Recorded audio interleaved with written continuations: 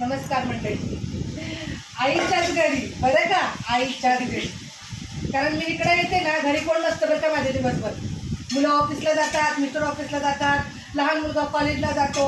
मग इथं आली ना, मग भाऊजायांचं असतं, ताई तुमच्या हातची काहीतरी भाजी बनवा ना. मग आईचं असतं, छाया तुझ्या हातनं पिठलं बनव, मिरचू बनव, काहीतरी बनव. म्हणजे कसं स्वतःच्या हातचं खाऊन खाऊन कंटाळा येतो. तर मी पण कधी कधी माझ्या बहिणीला सांगत असते की हे बनवा ते बनवा. भारी तर दिसते बाबा.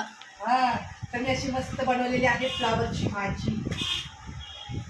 खूप दिवस झाले मी पण खाल्ली नव्हती, तर मी म्हटलं चला मी बनवते मस्त अशी फ्लावरची भाजी. तर मंडळी, मी अशी बनवलेली आहे फ्लावरची भाजी माझ्या पद्धतीने. जर तुम्हाला याची रेसिपी बघायची असेल तर छाया ताईला कमेंट नक्की करा. आणि या बरं गरमागरम फ्लावरची भाजी, भात, चपाती, त्यासोबत घेतले लोणचं.